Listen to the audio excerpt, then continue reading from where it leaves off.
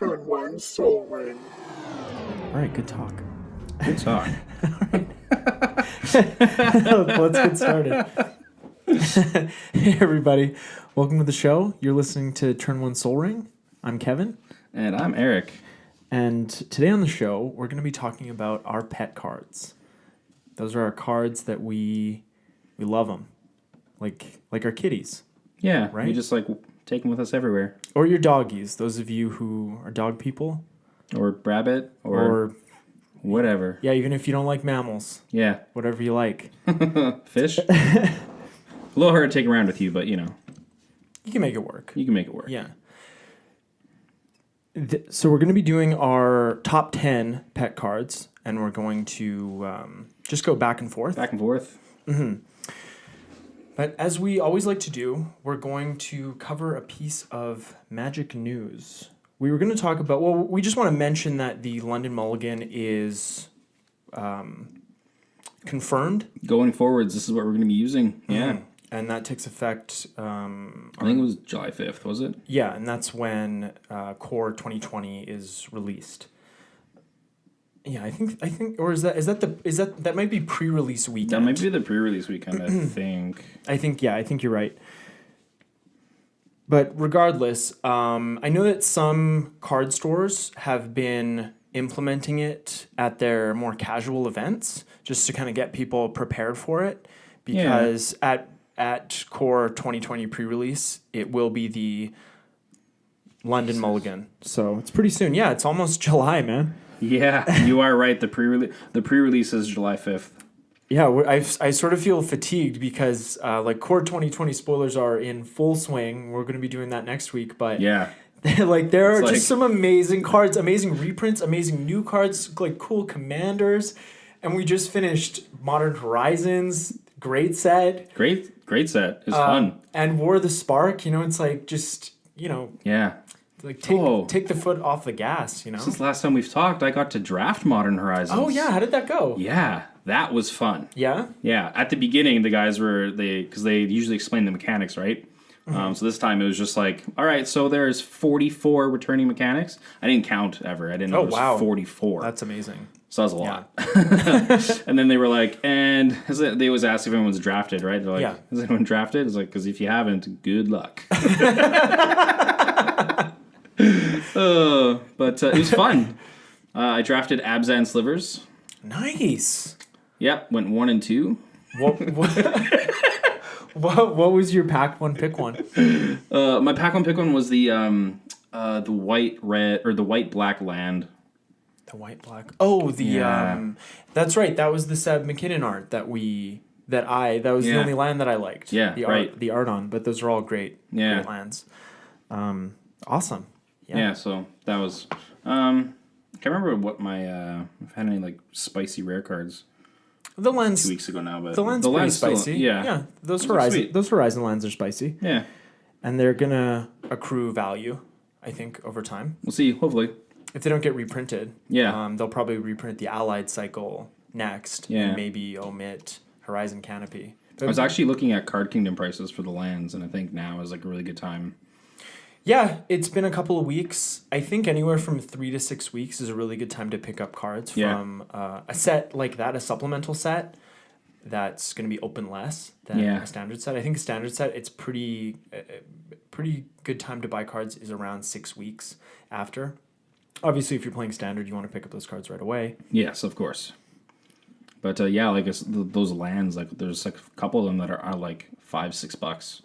Are you serious? Yeah. Wow. I was surprised at the price. I was like, wow, that seems like I feel a good deal because they should. Which ones? The white black one was the lowest at $6. Well, what deck would that go into Modern? Right now, there isn't really any Modern stuff doing that. So. But yeah, that's those are like some specking numbers. That's like when Smothering Tithe came out and it was $250. Yeah. Oh, that's insane. But there was, you did want to talk about the Modern format and how Modern Horizons has affected it, right? Yeah, we've seen a little bit of stuff already. The one big thing that kind of blew up and a lot of people missed on was Hogak, Arisen Necropolis. Sounds close. Yeah. Yeah. But yeah, this deck It's a dredge style deck, and with the altar being printed as well. Oh, Altar of Dementia, yeah. Yeah, I was watching Pleasant Kenobi play the deck online, and turn 2, deck can go off, mill your opponent, you just win. You mill your opponent. You mill your opponent out. Then you pass the turn and they draw. Yeah. And they lose. Yeah. Ooh. And it just, because you're going through the deck with like cards that are discarding and drawing, you can just find the pieces that you need and it just like all comes together and you're just like, sweet. So for you Tron players, maybe start running the OG Ulamog or Kozilek in your deck. Just a one of. So you don't get hit with that. Some protection, yeah. You don't even have to be a Tron player to do that, by the way. They're colorless. Not that there's even... I'm thinking like Commander, it's like you have a color identity restriction, but obviously in every other format, that's not a thing. The other one I kind of wanted to talk about here, there was I think it was a Sultai list. They were definitely running like white-black. I'm pretty sure there was blue in there. And they were running the Ranger Captain of Eos, which is the 3-drop and grabs a single mana. Yeah. And so they were doing that with Death Shadow. Interesting. And you can also sacrifice him so that your opponents can't cast non-creature spells this turn? Yes, this turn. So, but because it can grab a 1 or less mana, you play that guy out, tutor out your Death Shadow. Yeah. I was like, ooh, that's pretty... I like that. That is quite good. Is he a double white casting cost? Yes. Okay. But usually if you're running Death Shadow, you're running fetches and chalks to like damage yourself anyways. Of course, yeah. That's just probably going to have your mana. Yeah, absolutely. Interesting. Yeah, I didn't even think of that when I saw that card. Neither did I. And I play Death Shadow. Yeah, exactly. What's wrong with me? Yeah. No, I have a pass. I don't have to think of it. But yeah, it's interesting to see what Modern Horizons is doing so far for the format, and yeah. Yeah, I'm glad it didn't shake things up too much. Time will tell more than anything. Oh, for sure. But, I'm glad that it didn't create some kind of deck that was better than all the other decks and just meant that we either had to stop playing Modern or play that deck. Yeah. Because that's definitely not what you want in a format where the meta is so clearly defined. And at least it shows that, like, Wizards cares some amount. Absolutely. Yeah. No, they definitely care, and that's why they didn't reprint any Modern Legal cards, because they didn't want to upset anyone that had spent money on Modern Legal cards. Yeah. All right, well, we're going to move on to the main topic of the show today, and that is pet cards. So I'm going to start with my number 10, and these are in our pet card order. So if, like our number 1 that's our most petted card. Literally. A little bit of heavy petting. Little bit. Light, heavy petting. So my number 10 is Fel Warstone. Fel Warstone is a 2-mana artifact, and it can tap to add 1 mana of any color that a land an opponent controls could produce to your mana pool. It still kind of messes me up that they took off to your mana pool. On cards. You just want to say that. And I'm going to say it. I'm never going to not say it. Yeah. But yeah, this card is just, 2 mana rocks are fantastic. I think I mentioned that when I was talking about the talismans in the last episode. Yes. And once we start to get onto 3 mana rocks, they have to be really, really good to make the cut in our commander decks. And this thing doesn't come into play tapped. And a lot of times, if you're in a 4 or 5 player pod, this will be a 5-color mana rock. So you really can't go wrong with Fel Warstone. Yeah, like it's going to tap for any color that you need, most likely. Absolutely. And it's a card that they reprint on a relatively regular basis in Commander sets. So it's never too expensive. I think it's probably sitting around $2.50, $3 right now. Yeah, not bad at all for just like any color mana rock. Yeah, it's very good. Yeah, it's rare that it can't tap for a mana that you need. Yeah. Like turn 3, play this, play another 2-drop. Feels good. Absolutely. Yeah.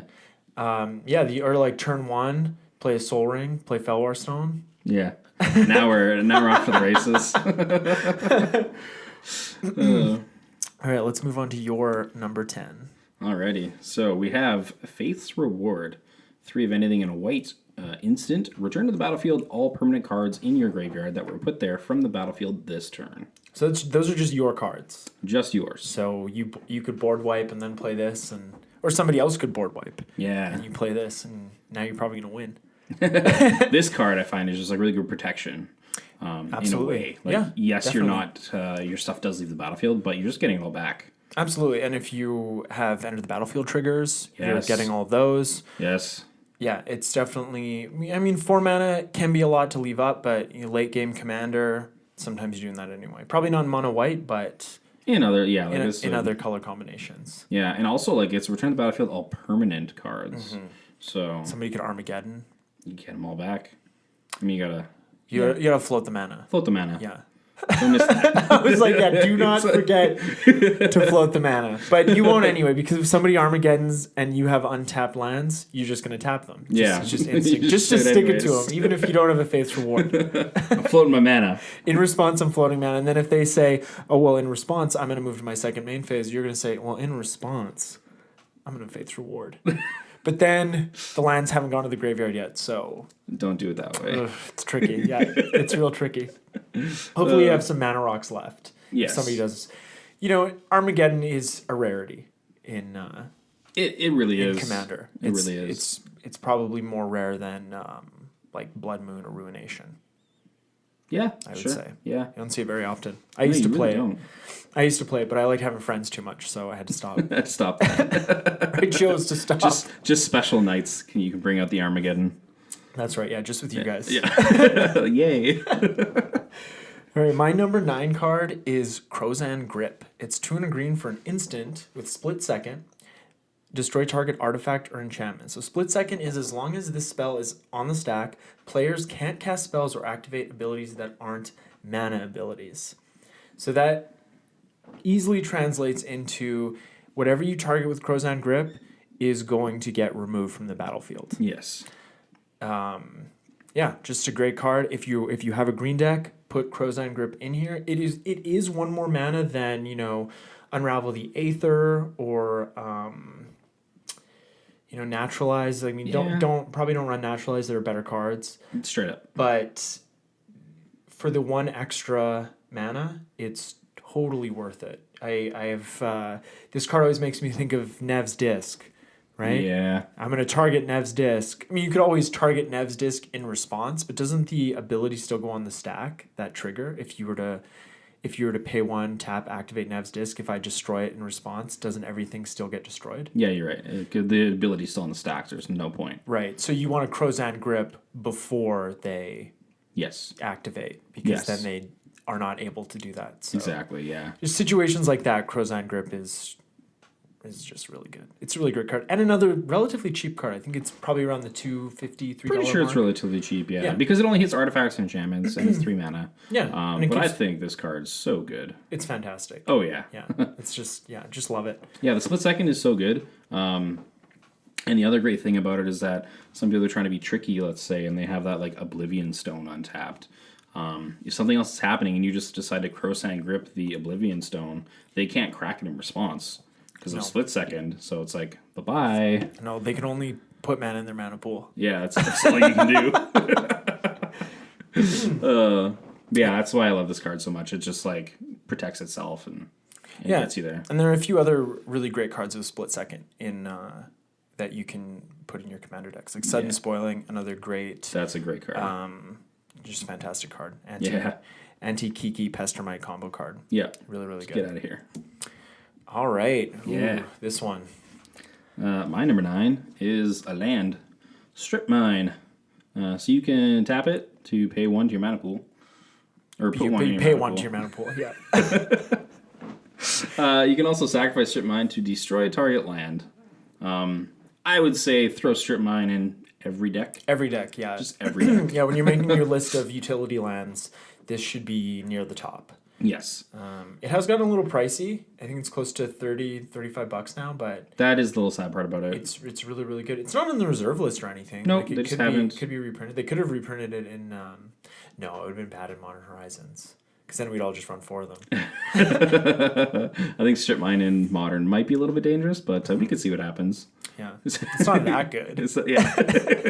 I mean, you yourself lose a land as well. You're going down mana. But being a Tron player, I'd hate to see Strip Mine in. Absolutely. But that's what Crucible's for. Yes, right. Just run the Crucible. But yeah, Strip Mine, there's so many problem lands in Commander, so many powerful lands that... Guy's Cradle. Absolutely, that you just need to get rid of, and a lot of times at instant speed. And if you can recur Strip Mine, people are not going to like you. Nope. What's your commander? Oh, Lord Windgrace. Yeah, Lord Windgrace, right.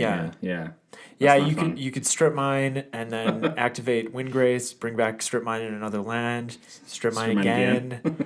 Yeah, it's a very, very, very good card. Yeah. One of the best. It's also a really good utility land because it still taps for mana. Mm-hmm. Yeah. Because there are some out there like Maze of Ith does not tap for mana, right? So no, unless you have a Chromatic Lantern. Unless you have that, or like Urborg. Right. Or something. Yeah. But just in general, it still taps for mana too, so. Yeah, it's just a great land. Yeah. Okay, my number 8 is Arcane Denial. 1 and a blue for an instant. Counter target spell. Its controller may draw up to 2 cards at the beginning of the next turn's upkeep. You draw a card at the beginning of the next turn's upkeep. So it's just got, I want to say just got reprinted in Masters 25, but that was like a year and a half ago. Yeah. It's recent. But originally from Alliances, 2 mana counter spells, always good. But this card is especially good because of how diplomatic it is. You are removing an opponent's card from the game, from their hand. They cast a spell, you countered it, goes to the graveyard. But you're giving them one extra card to replace it. And I think that's kind of like the offset the mana they've spent. You get a card for the mana and you get a card for the card. That's right. Yeah. It deals with the feel bads and it also replaces itself. Yeah. For yourself too, so yeah, and players might be a little less inclined to hold a grudge against you for countering their spell if they got 2 cards out of the deal. So cool. I still got some cards out of it. Yeah, it's 1 and a blue. Doesn't have a restrictive mana cost. Counters anything. If you got like a cancel or something in your deck, think about throwing Arcane Denial in there. Yeah, just give it a little swap. Yeah. Love this card. Me too. And this is one of the Alliances cards where they had different artwork for the different printings of the card. I wish they would bring that back. That was so cool. That's a cool idea. How they used to do that. Yeah. You could collect all the different artworks. For cards you like, yeah. Yeah. All right. Moving on. We are moving on. Moving up. It's more like it. I mean, same mana cost.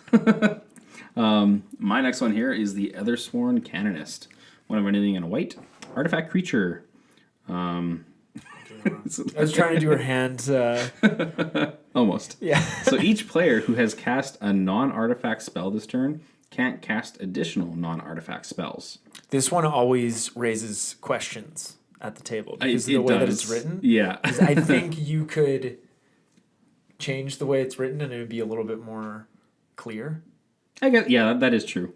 But basically, like, if you have cast something that's non-artifact, you can't cast anything else that's like that. Mm-hmm. So if you keep casting artifact spells, you can just keep on going. Yeah.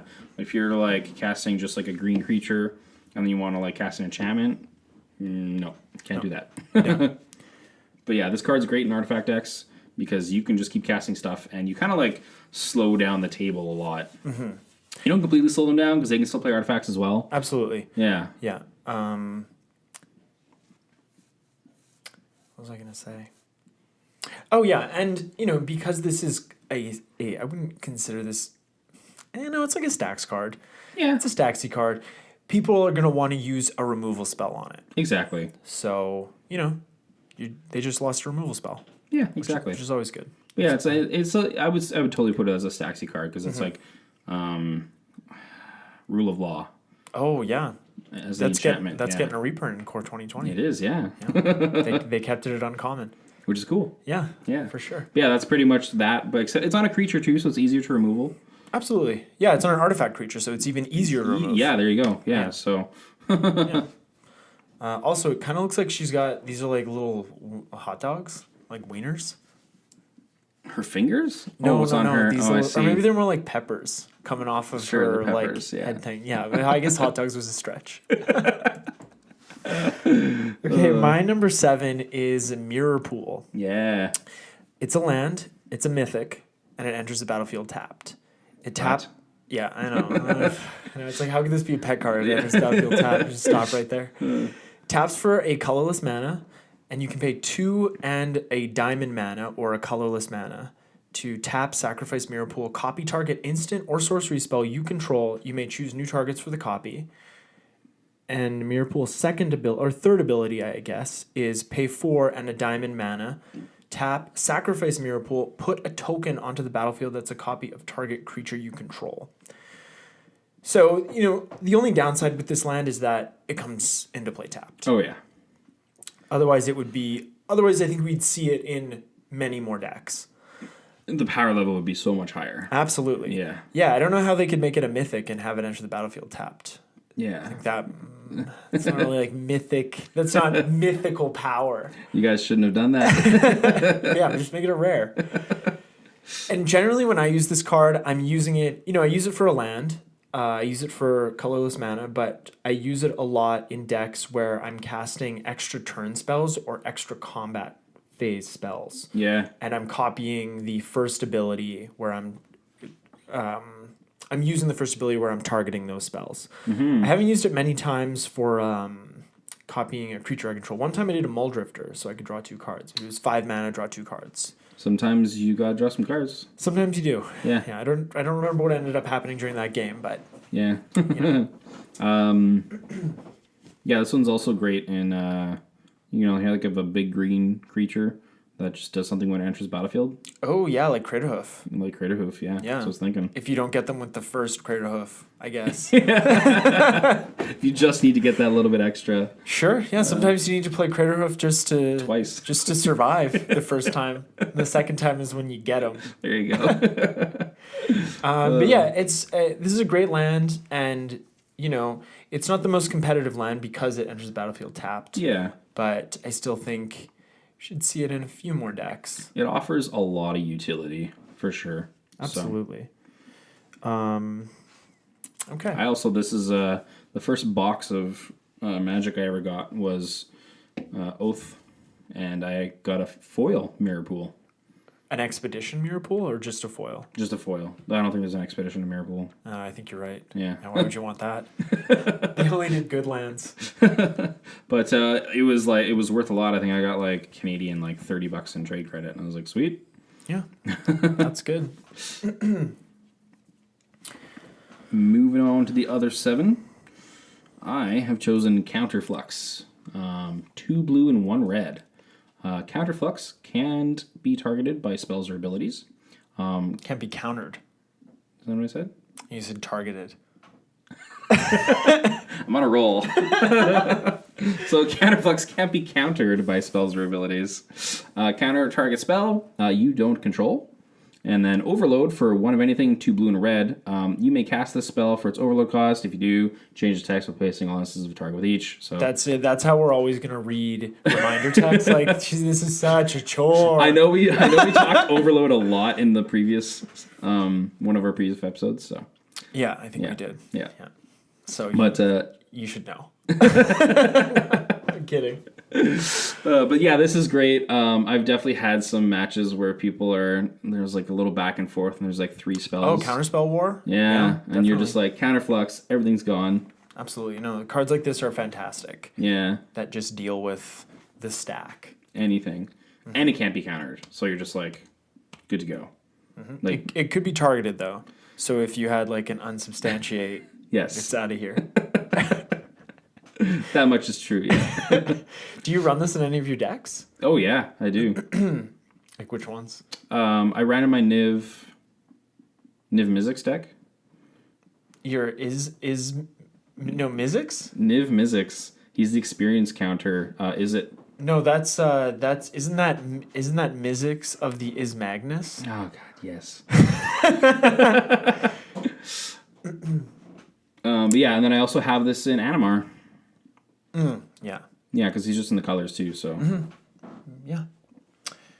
And I might even have it in Brea. don't think I have any counter spells in that deck though. So. Well, that's why it's a pet card, right? Yes. You just keep putting it in decks. Okay, my next card, number 6, is a card that I keep putting in decks. It's Chromatic Lantern. Why not? It's great. It's 3 mana for an artifact. Lands you control have tap, add 1 mana of any color to your mana pool. And you can also tap it to add 1 mana of any color to your mana pool. So obviously this card is great in 5-color decks or 4-color decks or even 3-color decks. Yeah. But oftentimes, because I have maybe half a dozen monocolor decks, maybe a couple more, and I run this in a few of those decks just because when you're running a monocolor deck, you have a lot more latitude to run utility lands, more utility lands than you could otherwise run in a multicolored deck, right? Because you have to worry so much about fixing. Yeah. And in those decks, sometimes if it's a black deck, right? Black is sort of known for having more restrictive mana costs than other colors. So I need sometimes my utility lands to tap for black mana, and Chromatic Lantern does that for you. Exactly. One thing I would say about Chromatic Lantern is, don't fly too close to the sun. If you're going to tap your mana in a certain way, and you're saving a spell, maybe like a Rakdos Charm, still leave up lands that can tap to pay the black and the red for that Rakdos Charm, so that if the Chromatic Lantern gets destroyed, if there's an artifact board wipe when it's not your turn, you still be able to cast that Rakdos Charm when you need to. Yeah, because you don't want to be caught with your pants down. No, don't do it. That being said, sometimes you have to. Sometimes you have to tap your lands in such a way that you won't be able to use them if your Chromatic Lantern gets destroyed. Yeah. But generally, people don't target Chromatic Lantern. It's usually the victim of a board wipe. Usually. Yeah, it's not much value to use up like your 1 removal spell on the Chromatic Lantern because you're like, oh. No, not on a mana rock. No. Don't do that. And it just got reprinted in...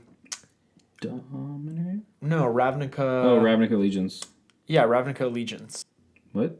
No, I was just looking at the bottom here, because that's the set. That's... Oh, Guilds of Ravnica. Yeah, it's Guilds of Ravnica. Yes.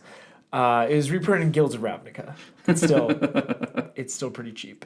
Yeah, it is. You can also grab it with Trophy Mage, which I love. You can. Trophy Mage, very good card. Yeah. All the mages are good.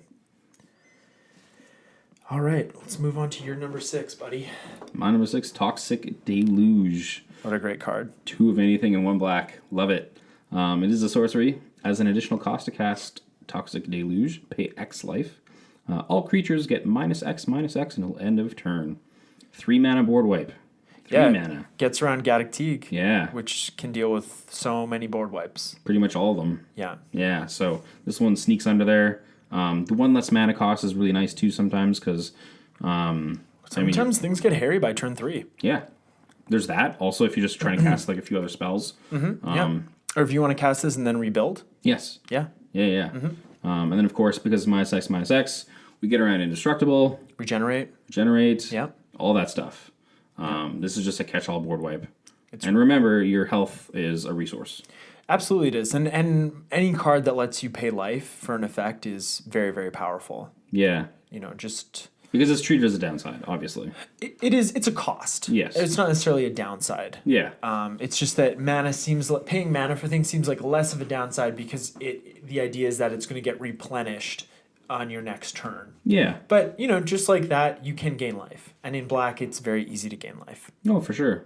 So it's not necessarily a downside. Yeah, so this is another card. If I'm running black, try and fit the Toxic Deluge in there. Because it's always good to have a board wipe. And this is probably one of the best. Absolutely. It needs a reprint, I think. It does need a reprint, though. It's creeping pricey. up to that $35 mark. Yeah. All right, my number 5 is Vandal Blast. It's 1 red for a sorcery. Destroy target artifact you don't control, or you can overload it for 4 and a red. And if you overloaded it, you would destroy all artifacts you don't control. Yes. So this, I don't think I've ever cast this for the 1 red to destroy target artifact, but you definitely can. But the overload is so good because in Commander, people have mana rocks. They do, or they have very powerful artifacts, and you can shut off some decks with this card. Yeah. In colors that can't ramp with land-based ramp, or decks that don't have green, let's say, this card can really slow them down. Oh yeah, Vandal Blast is another favorite. This card is just so powerful, and you wouldn't think it because you're like, oh, it's artifacts, but there's a lot of artifacts in Commander. Yeah, absolutely. Yeah. Now, artifacts and enchantments are some of the most powerful cards in the Commander format, I would say. Yeah, there's not that much enchantment removal running around either. Yeah, especially in mono red, you don't have any. Yeah. Unless you want to run colorless cards. Exactly that too. So enchantment's usually pretty good as well. But yeah, Vandal Blast just hit all artifacts. You don't control, so you stick around. Control. That's what makes it so good. Right. One-sided artifact board wipe. God, I love Overload.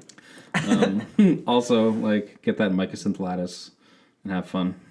Oh, yeah. Very good. You destroy everybody's boards. That's pretty much lands, you win the game. Everything's gone. Yeah, they're going to concede after that. Yeah, or you should. Yeah, I mean, I guess in an attempt to be rebellious, you could not concede and just make that person sit there and keep playing. You could. But, or just shuffle up and play another game. That's probably what I would do. That's what I would do. Or tap your mana response and Faith's Reward. That's right. Yeah, just float it. That's right. Yeah, I think what we were talking about earlier, I think this spell would have to resolve before you moved to the second main phase. The spell is going to resolve. No, it's going to resolve. So you're going to have a chance. To play Faith's Reward. Yeah. So play Faith's Reward. I think if there's a hallmark of this episode, it's that. Good card. All right, my number 5, Maelstrom Wanderer. He's 5 of anything, and then Teamer, blue, red, and green. He's a legendary creature, elemental, 7/5. Creatures you control have haste, which is pretty sweet. And then we have Cascade, Cascade. So when you cast a spell, exile cards from the top of your library until you exile a non-land card that costs less. You may cast it without paying its mana cost. Put the exiled cards on the bottom in a random order, then do it again. I really like the art on this card. Yeah. It reminds me of Halloween. And now that we're getting to the point where it's going to be disgustingly hot soon. Oh yeah. I just want it to be Halloween because it's a little sidetrack here, but today's the first day of summer. So it's the summer solstice today. Oh, look at that. And you guys will be hearing this on the following Monday, but it's now the days are going to start to get shorter again. It's just when's Christmas going to be? I want it to be cold again. We're that far away? Oh, man. Time goes too fast. But, anyways, getting back to this awesome card, which you could run as your commander. You can run him as your commander as well, which I actually haven't. I'm surprised. Those are your colors. He fits right in Animar. Yeah. Animar is a lot of fun, so... Oh, yeah. Yeah. Why run it? Why make him your commander when you just play with Animar? But yeah, Maelstrom Wanderer, he's so much power, and giving other creatures haste as well. You could cascade in 2 more creatures and just have a big board to swing with out of nowhere. Absolutely. Yeah. And the cascade does do any spell as well that you can just cast for free. I have whiffed, that happens, but with 8 mana? Really? Yeah, because they have to be 7 or less. And sometimes you just get a card you just really don't need right now. I've also, because I run counter spells, I've flipped a counter spell and I'm well. Yeah. You don't want to do that. No. I love this creature just because it's so much power. So does the spell that you cast off of the Cascade trigger resolves before the Maelstrom Wanderer resolves, right? Because the Cascade is a cast trigger. Yeah, so Maelstrom Wanderer is still on the on the stack. On the stack. Yeah. Okay. So if you cascaded Maelstrom Wanderers on the stack, behind those or under those, I should say, you could counter Flux everything, right? If you overloaded it, would that work? Oh, yeah. Because you're casting all those. Okay, I don't think I've ever actually I haven't played a lot of Cascade. Yeah. But I've never actually looked at it or really like given it a hard look and seen that it's the card that you play for the Cascade trigger is still on the stack. Yeah, because it is when you cast, so it's all cast trigger stuff. That'd be sweet value. That would be. Now I want to counter Flux some of this. Well, yeah, you play one of your decks and I'll play your Animar deck, and then you can get me. Sure.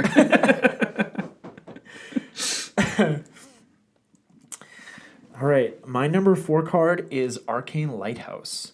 It's a land that you can tap for colorless mana, and its activated ability is pay 1, tap.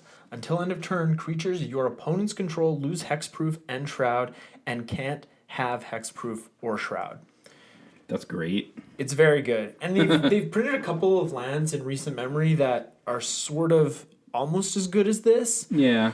But there was one in M19 and it only dealt with Hexproof. Not Shroud.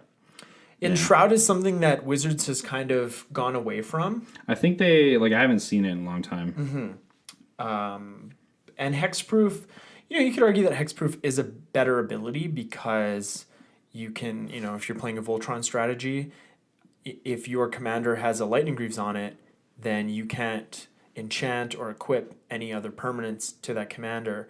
And in Voltron, you don't often have another creature on the field that you can move the Lightning Greaves around. So I think that in those cases, Swiftfoot Boots is a better card. Yeah, for sure. That is the nice part about the Hexproof. So absolutely.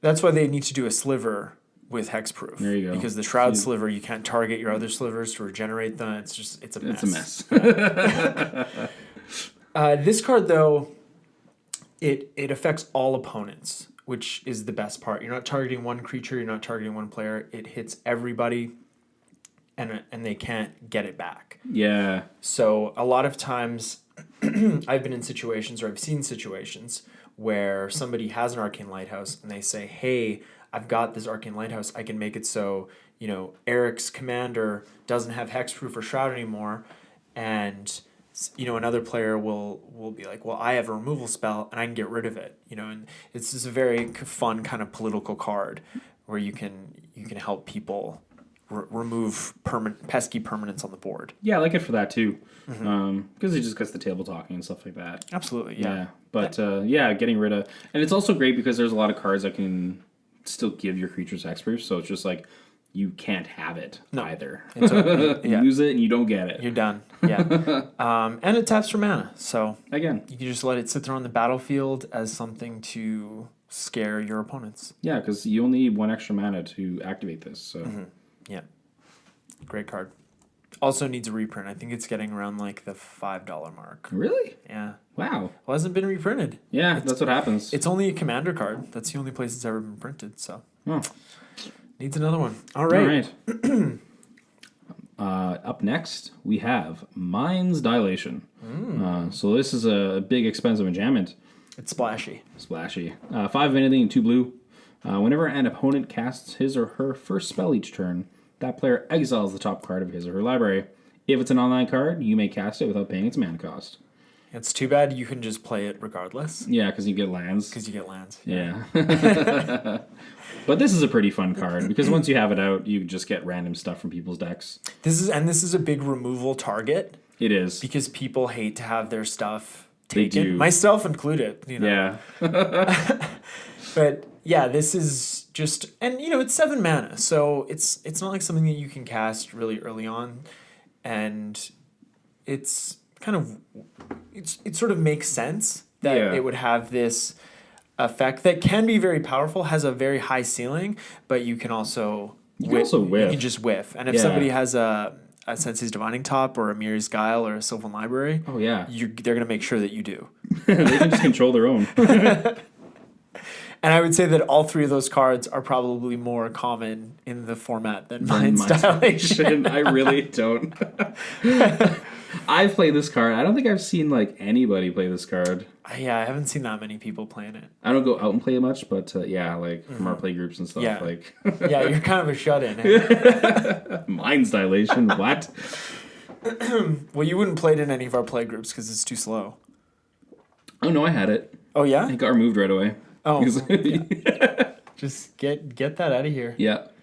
Top card of his or library. Yeah, it can be so explosive. It can be. You know? You get someone's Maelstrom Wander, and then you cascade off your own deck. And to remove it, you still get the top card off that removal spell. So you at least get one value card out of it. Yeah, you do. Even if you Crozan Grip it. Yeah, it's still casting. You still get it. So.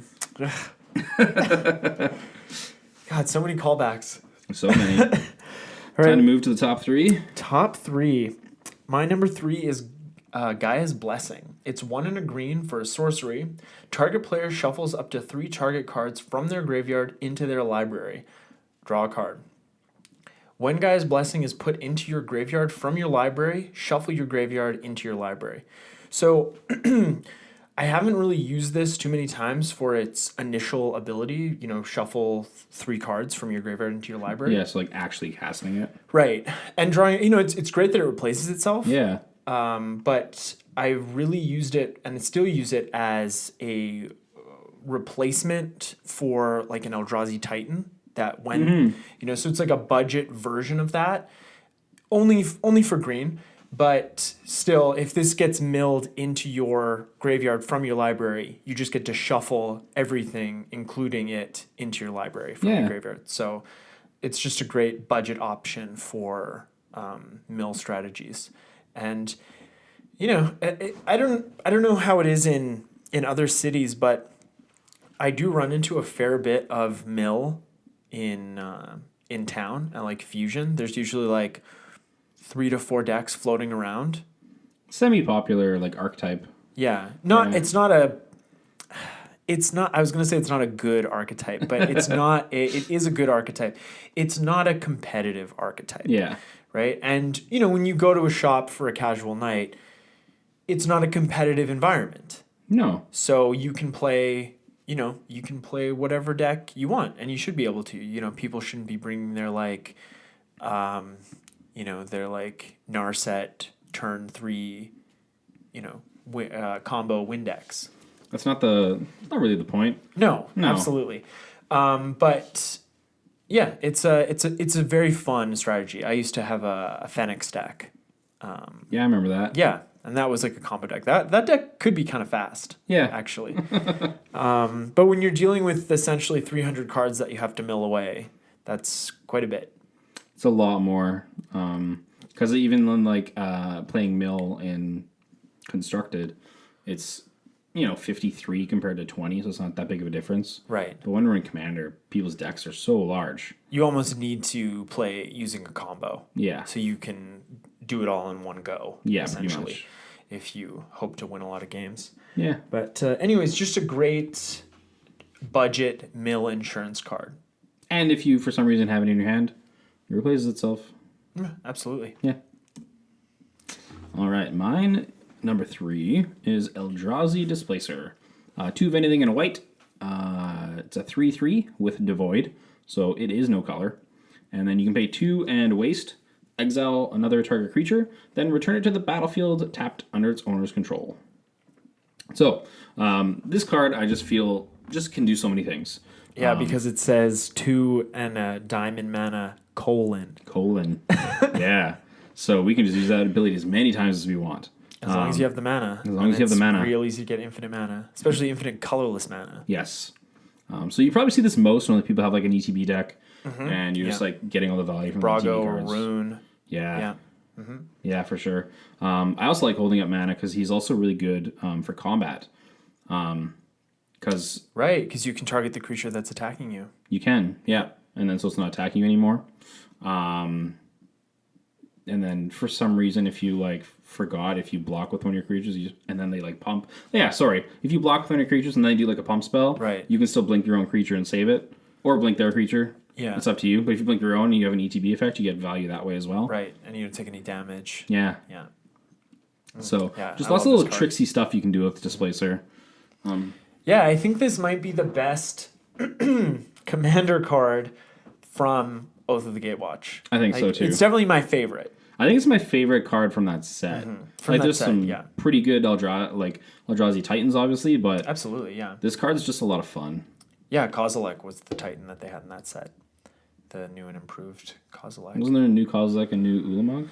No, Ulamog was BFZ. Oh, right. Yes, yes. And then they did, what's her face? Emrakul? Yeah, and... The Shadows of Innistrad. Eldritch Moon. Oh, Eldritch Moon, the one after, right, yeah. There was a set in between that. Yeah. Had all the little Eldrazi things. Yeah, the transforming ones. Yeah. Yeah. But yeah, this card's got a lot of value.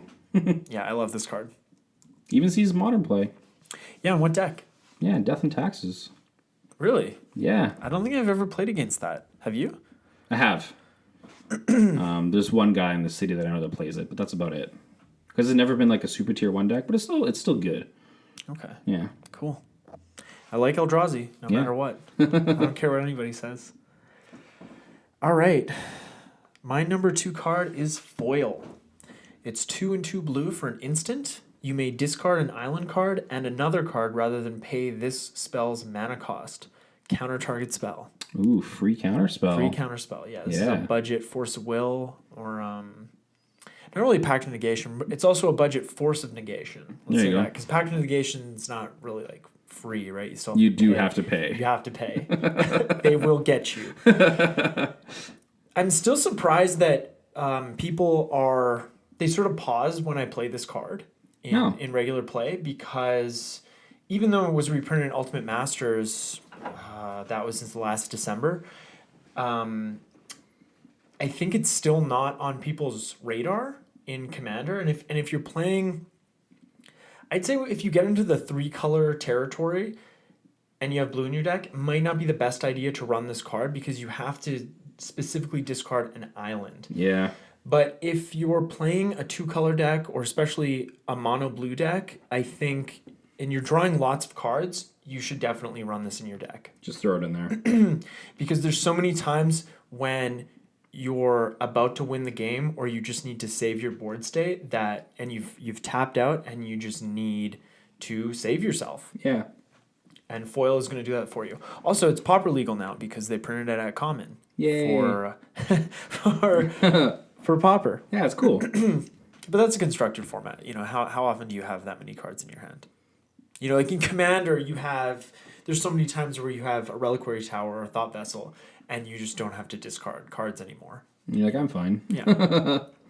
But yeah, like I think we said it before, if you have like a free counter spell, it's usually a good card. Extremely powerful effect. Super powerful. Absolutely. Yeah, anytime you can cheat mana cost. Yes. Extremely powerful. Yeah. Mm-hmm.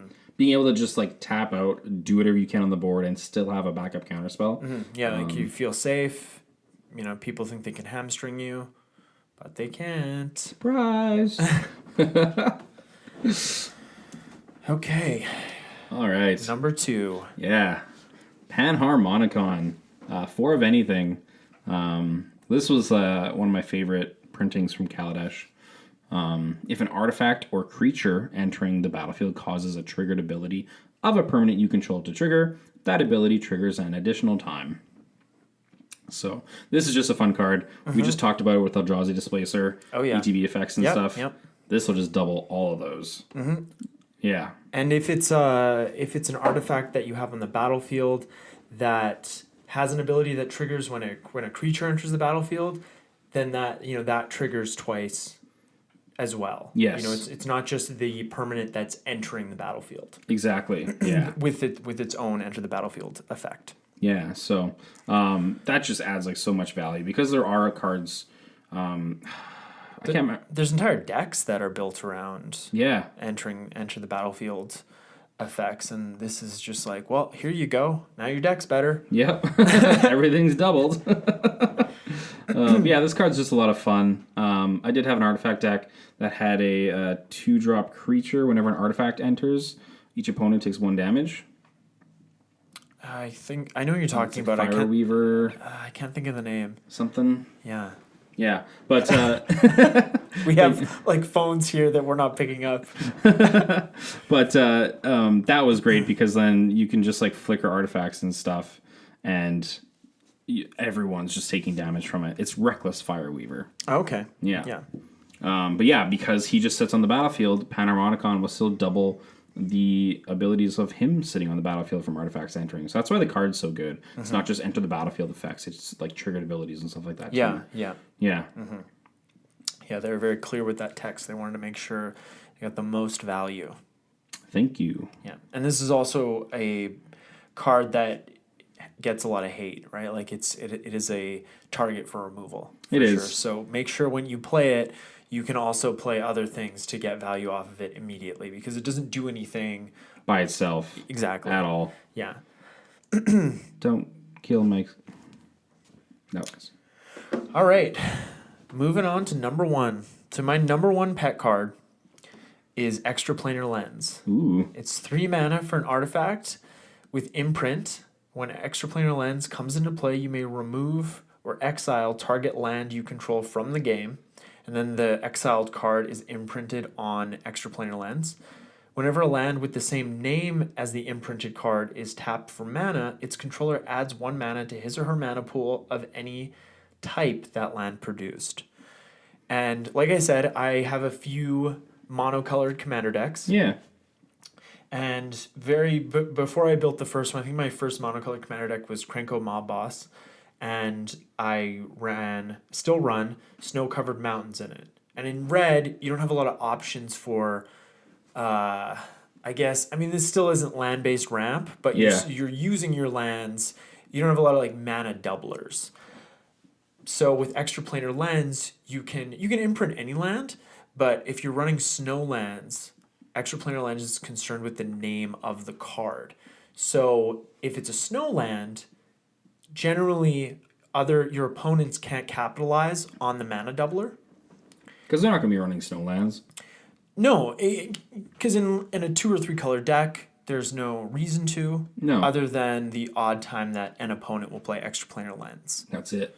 Exactly. There's really no point in running color-specific mana doublers in, I would say maybe in some 2-color decks if it's very skewed one direction. Yeah, depending. But in 3-color decks, don't. Probably not a good idea. No. You're not getting enough value from it in that kind of deck. Exactly, yeah. You'd be better off with a different card in that slot.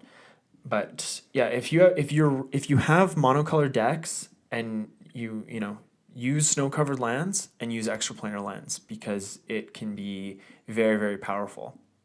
It is very powerful. It is very powerful. You're just doubling your mana. Exactly. But just be aware that if someone removes it or bounces it to your hand, which I've been the victim of multiple times, that land is gone. So, and the next time, and if it gets bounced to your hand, you have to play it again. That's another land. So, sometimes you get it in your opening hand and you just got to wait a little while until you have until you can play it and then get, 6 or 12 mana and really have an explosive turn. I definitely see probably mono black. Because then you have Crypt Gas as well. And Cabal Coffers and stuff. You can just do insane things with the amount of mana you can make. Yeah, and mono black. There's also Cage Sun, which is double the mana cost, but still only benefits you and has an anthem effect for your creatures. Yeah, so you don't have to worry about exiling your lands and stuff. Mm-hmm. You just choose a color, and then so if it's not a basic land and it taps for black, you still get that mana doubling, which is, I guess, why it's double the mana cost. Exactly. Because if Extra Planar Lens costed 6, it would still be good, but at 3, it's very... That's what really pushes the power. Exactly. Is the 3 mana cost. Yeah. Yeah. And actually, the last time I built a monocolored deck a couple months ago, and I bought an Extra Planar Lens off Card Kingdom, they didn't have any regular versions. And so I looked at the foil. Yeah. And the foil, they had a light play foil, and it was cheaper than the mint, what the mint version of a regular finish would have been. So I was, of course, I'll just buy the foil. Okay. And with Card Kingdom, they're so good with their grading that when you order an LP, generally you get something that looks... It looked mint. Yeah. Yeah, it looked near mint. So yeah, you got to really stare at it to see the imperfections. Mm-hmm. Yeah. And once it's in an inner sleeve and an outer sleeve, you're just seeing it shine. So yeah. One of those fancy new sealable dragon shields. Those are cool. Yeah. So always look if they don't have the one you want, always look at the foils because sometimes they can be weirdly cheaper. Yeah. And just don't store your cards in like a hot place. No, don't do it. If you're gonna store your cards in a hot place, double sleeve them. If it's a commander deck, double sleeve them and put them in those Ultimate Guard boulders. Yeah, the boulders are nice. Because they flatten them right out. Like 100 cards double sleeve fit perfectly. So they just get squished. Yeah, and if you have any like the commander, the foils in precon commander decks, those bend so much. But in those boulders, they get super flat. They're perfect. You'd be surprised. They're like pack fresh. I think it's better than pack fresh. I think it is. Because you open that commander precon and it's curled. Yes, it is. It's like a hot dog bun. Yeah. It's not good. It's like, get it in an inner sleeve now. Oh my god. Okay. All right. And I guess we can move on to my number one. Number one. My number one is Snapcaster Mage. One of anything in a blue for a human wizard. 2/1 with flash. When Snapcaster Mage enters the battlefield, target instant or sorcery card in your graveyard gains flashback until end of turn. The flashback cost is equal to its mana cost. So you may cast that card from your graveyard for its flashback cost, then you exile it. So I love this card just in general.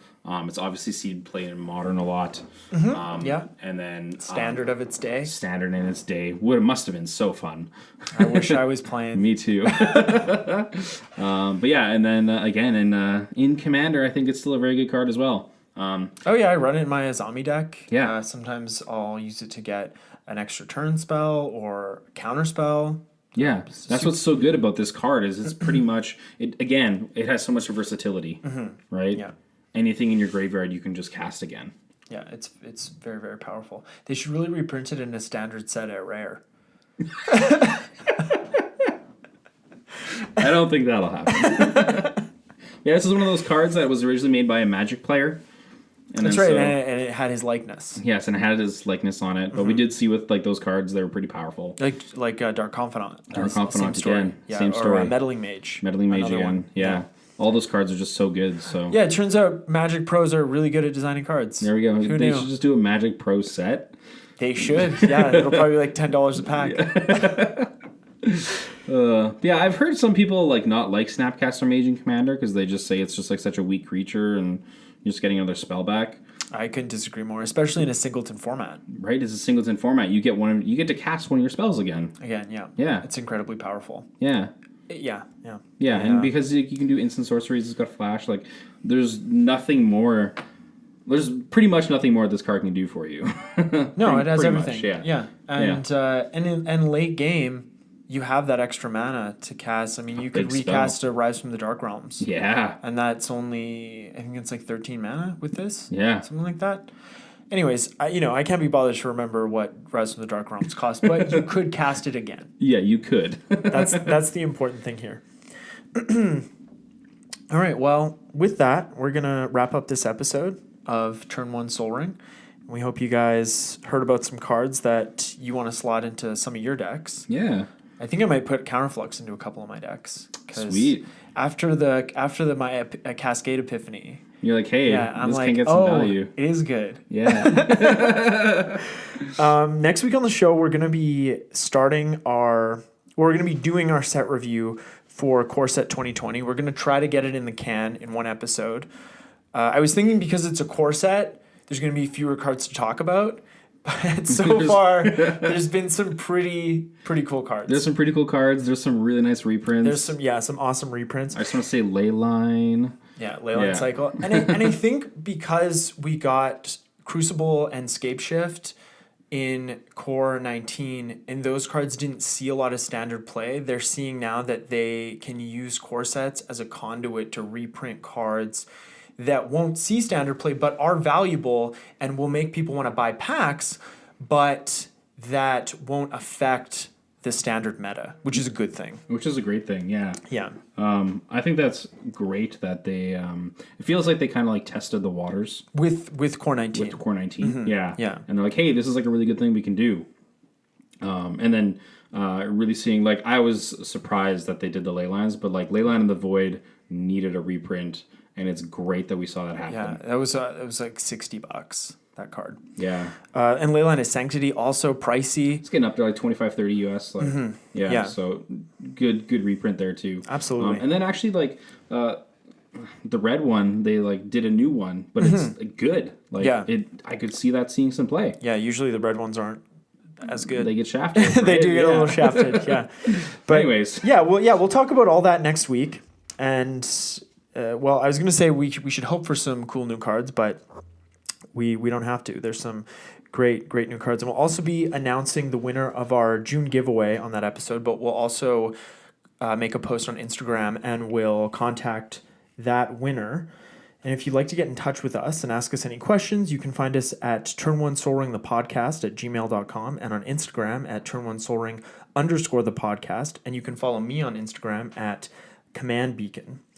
Like I said, we're currently doing our giveaway for June, which is 3 War of the Spark packs. That's happening on our Instagram page. And you can enter that giveaway by finding the Instagram post and following the instructions on that. The post is right after the post for our How to Play Faster episode. And we'll be announcing the winner of that on July 1, which will coincide with the release of our Core 2020 set review. Hey. And we'll also announce the start of our July giveaway. And we haven't decided if we're going to do some Modern Horizons packs or some Core 2020 packs. Maybe a little bit of both. Probably a little bit of both. I like that idea. See what happens. But wherever you're listening to this podcast, you can find us on Apple Podcasts, Google Play, and SoundCloud. And you can also find us on YouTube. But when you're searching for us on YouTube, just type in Turn 1 Soul Ring, all one word. Cool. Because there's, just do that. Just do that. Yeah. And thank you all so much for listening. I think we have so much fun doing this. So I have a ton of fun doing this. Yeah. So again, thanks for listening. We're here because of everyone else. That's right. And we'll talk to you guys and girls next week. Have a great one. Go get him, Tiger. Turn 1 Soul Ring. Tigers. Oh, we're still recording. I didn't mean for that.